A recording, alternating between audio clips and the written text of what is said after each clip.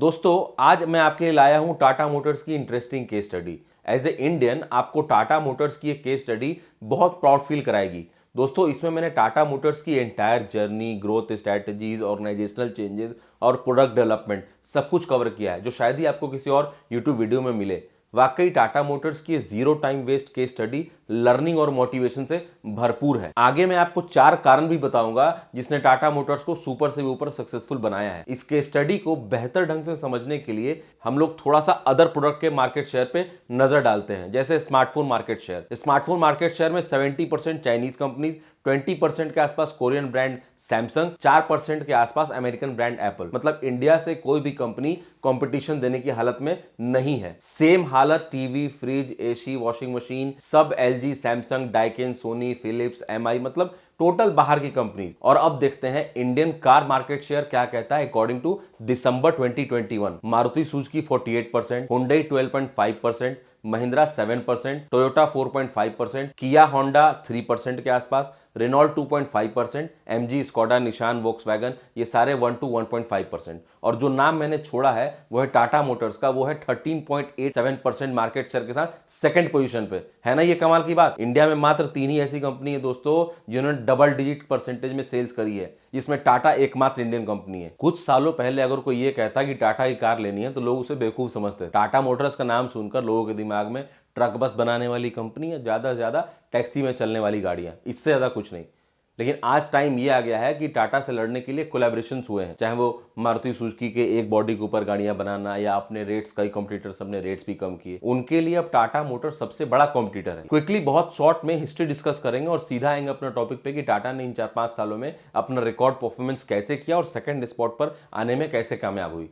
तो टाटा मोटर्स की शुरुआत होती है दोस्तों 1945 में, जब कंपनी टेल्को के नाम से जानी जाती थी। कमर्शियल व्हीकल्स पे लगातार दबदबा बनता रहा, चूंकि ग्लोबल टाइप्स की वजह से क्वालिटी भी लगातार इंप्रूव हो रहे थे ट्रक्स और बसेस के। साल 1988 में टाटा ने अपनी पहली पैसेंजर व्हीकल लॉन्च की, जिसको टाटा मोबाइल के नाम से उन्होंने नाम दिया। उसके बाद 1991 में टाटा सियरा, फिर 1994 में एसयूवी गाड़ी टाटा सूमो, जिसे मार्केट से अच्छा रिस्पॉन्स भी मिला। लेकिन साल 1998 में टाटा ने 2 गाड़ियां एक साथ लॉन्च की। एक थोड़ी प्रीमियम एसयूवी सफारी जो जो जो उस समय पावरफुल लोगों की पहचान बनी, और दूसरी इंडिया की पहली हैचबैक टाटा इंडिका, वो भी डीजल में। उस समय छोटी कार्स में डीजल व्हीकल देखने को जल्दी नहीं मिलता था। शुरुआत में दोनों कार्स को बहुत अच्छा रिस्पांस मिला, लेकिन क्वालिटी के इश्यूज भी लगातार बरकरार रहे। और टाटा ने यहां तक कि एक बार तो 1999 में टाटा ने अपने कार डिवीजन को बेचने तक का मन बना लिया। मीटिंग भी फिक्स हो गई, तो किससे? वर्ल्ड जायंट कंपनी फोर्ड के साथ, उस समय की जायंट कंपनी। तो फाइनल डील के लिए रतन टाटा अमेरिकन उनके हेडक्वार्टर डेट्रॉयट गए, मीटिंग भी हुई। तो फोर्ड ऑफिशियल्स का कहना था कि आप लोगों को कार के बारे में कोई नॉलेज नहीं है, कार्स बनाना आपको शुरू ही नहीं करना चाहिए था। यहां तक कि फोर्ड का कहना था कि वो एहसान करेंगे अगर वो टाटा मोटर्स को खरीदते हैं। तो बात तो नहीं बनी और रतन टाटा वापस इंडिया आ गए। लेकिन समय का चक्र 10 साल बाद ऐसा घूमा कि 2008 में उल्टा ग्लोबल रिसेशन जब आया तो जैगवार और लैंड रोवर को खरीदकर टाटा ने फोर्ड पे एहसान जरूर कर दिया। तो 2008 से भी लगातार कंपनी का सिलसिला चलता रहा। 2015 तक कंपनी जैसे तैसे अपने आप को मेंटेन करती रही। हल्के फुल्के कुछ न्यू मॉडल्स भी आए, कुछ फ्लॉप हुए, कुछ थोड़े बहुत चले। लेकिन इन 4-5 सालों में, खासकर 2015 से 2020 के बीच में, टाटा मोटर्स ने कमाल की ग्रोथ, रिकॉर्ड ग्रोथ हासिल की। और यही मैं आपको डिस्कस करूंगा इन 4 पॉइंट्स में कि कैसे टाटा ने अपने आप को इन 4-5 सालों में बदल कर रख दिया। दोस्तों पहला कारण है global to local, the Land Rover and Jaguar effect. Turning point जहां से टाटा मोटर्स ने चढ़ाई शुरू की, साल 2016। अब आप सोच रहे होंगे कि लैंड रोवर और जैगवार को टाटा ने 2008 में खरीदा था, तो मैं 2016 में टर्निंग पॉइंट कैसे बता रहा हूं, तो उस पर भी मैं आऊंगा। तो साल 2016 में जीका को लॉन्च किया टाटा ने, जिसका बाद में जीका वायरस की वजह से नाम बदलकर टाटा टियागो रख दिया गया। एक छोटी शानदार एडवांस फीचर से लैस, मोर सेफ्टी के साथ एक कंप्लीट फैमिली कार। तो आते ही मार्केट में पॉजिटिव फीडबैक क्रिएट किया कार ने और वर्ड ऑफ माउथ पब्लिसिटी भी गेन किया। दोस्तों इस कार को लैंड रोवर और जैगवार के इनपुट्स पे डेवलप किया गया था। ये मार्केट में मौजूदा कार जैसे ऑल्टो, सिलेरियो, i10 या इनसे ज्यादा फ्रेश और मॉडर्न बनाई गई थी। इवन इसमें पावर भी ज्यादा था और रेट्स इनसे कम रखा गया था। अपने सुपीरियर टेक्नोलॉजी और एग्रेसिव प्राइसिंग की वजह से टियागो मार्केट कैप्चर करने में टाइम नहीं लगा और धीरे धीरे इन्होंने टाटा टियागो ने अपने जगह को बरकरार कर दिया। अब गाड़ियों को लैंड रोवर और जैगवार के इनपुट्स और उनकी मदद से ही डेवलप कर रही थी टाटा। हाँ, अब ये बात है कि लैंड रोवर जगुआर की टेक्नोलॉजी को डिकोड करके उसको 20 लाख से कम की गाड़ियां को डालने में इतना आसान नहीं था, वो लग्जरी कार। तो इसमें टाटा ने 8-9 साल जरूर दिए। हाँ, लेकिन अब टाटा वो काम कर रही है जो उसे करना चाहिए था, और इन जैसे बड़े कंपनीज के इनपुट्स को अपने छोटे गाड़ियों में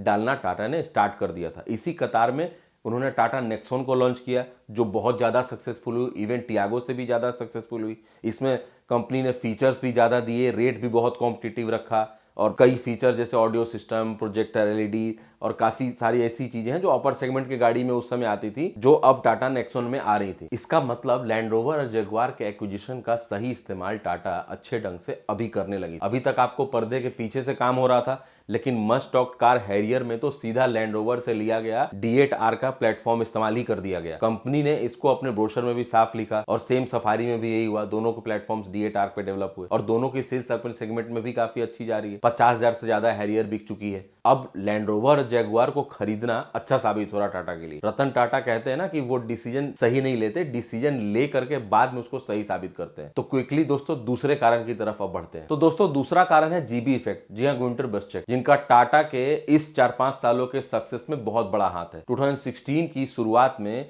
वो एज ए सीईओ ज्वाइन करते हैं और काफी कुछ बदलते हैं। इससे पहले one of the best company जैसे वर्ल्ड की डाइमलर एजी मतलब मर्सिडीज में 25 साल रहे। मर्सिडीज की सक्सेस में भी उनका हाथ आता है, तभी तो वो इतनी सैलरी ले रहे थे कि 3-4 कंपनी वाले मिला के देते होंगे। ब्रिलियंट पॉलिसी है दोस्तों, अगर आपके पास ऑप्शन है, बजट है, तो क्यों ना स्पेंड करें रादर देन एक्सपेरिमेंट। खैर दोस्तों, उनके आने के बाद काफी कुछ चेंज हुआ, क्योंकि वो जानते थे कि टाटा की जो डीएनए है वो एक ट्रक मैन्युफैक्चरर की है, और उसका एक बहुत स्ट्रॉन्ग इन्फ्लुएंस है उसके ऊपर। इसी कारण गाड़ी में कम फीचर्स, नॉइजी इंजन, भारी भरकम चेचिस, बॉडी और एवरेज भी काफी कम गाड़ियों की, आफ्टर सेल सर्विस के भी इशूज। तो वो उन्होंने सारी चीजों को बहुत बारीकी से स्टडी करने के बाद धीरे धीरे उसमें बदलाव शुरू किया। दोस्तों मर्सिडीज बहुत खास होती है, और इसका एक सबसे बड़ा कारण होता है कि वो जर्मनी में बनती है, और कार में जर्मन ऑटो मैन्युफैक्चरर से बेस्ट वर्ल्ड में अभी तक कोई नहीं। और ये आदमी मर्सिडीज को साउथ अफ्रीका में बना करके जर्मन क्वालिटी को मैच करा दिया। मतलब इसको पता होगा कि टाटा मोटर्स को अगर लाइन पे लाना है तो कैसे लाना है। ट्रक बस बनाने वाली कंपनी के हिसाब से आप गाड़ी नहीं बना सकते।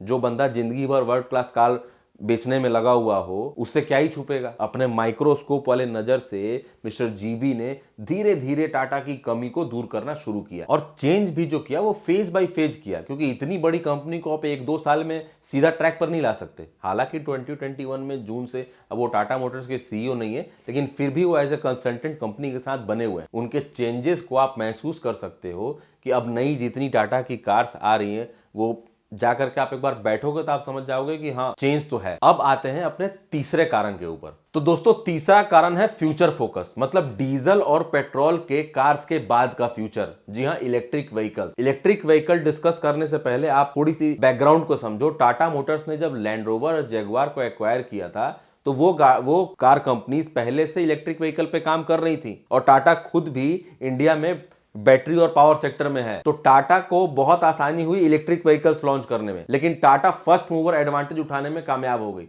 कैसे? तो 15 लाख वाले कम के सेगमेंट में कोई इंडिया में ईवी व्हीकल था ही नहीं, और टाटा नेक्सॉन ईवी को लॉन्च करके उस सेगमेंट में टाटा ने सारे कंपटीशन को ही खत्म कर दिया। अब आप फ्यूचर प्लानिंग समझो टाटा की। 2025 तक टाटा 10 और इलेक्ट्रिक कार्स ला रही है, और इधर कॉम्पिटिटर के पास 15 लाख वाले सेगमेंट में एक भी कार नहीं है। तो कहीं ना कहीं टाटा ऑटो सेक्टर में अपने आप को फ्यूचरिस्टिक कंपनी भी साबित कर रही है, जो लोग आज नहीं है उनके पास और वो बेच रहे हैं। तो टाटा कितने साल आगे है ये आप स्ट्रेटेजी समझ सकते हो। और कस्टमर के दिमाग में भी ये बात आती है कि भाई टाटा इलेक्ट्रिक व्हीकल बना रही है, मतलब एडवांस कंपनी हो गई है। दोस्तों इस सेगमेंट में टाटा ने 10,000 से ज्यादा ईवी कार्स अक्टूबर के रिपोर्ट 2021 में बेचा था, जो अभी 15,000 ज्यादा हो गया होगा। आपको गर्व होगा सुनकर कि 70% market share Indian electric vehicle में टाटा के पास है। हालांकि ईवी का मार्केट इंडिया में बहुत कम है, जो लगातार बढ़ रहा है और बढ़ेगा, और उसमें टाटा को और फायदा होगा। तो कहीं ना कहीं टाटा को एडवांस कंपनी की कैटेगरी में भी लोग डाल रहे हैं। अब आते हैं अपने लास्ट कारण पे,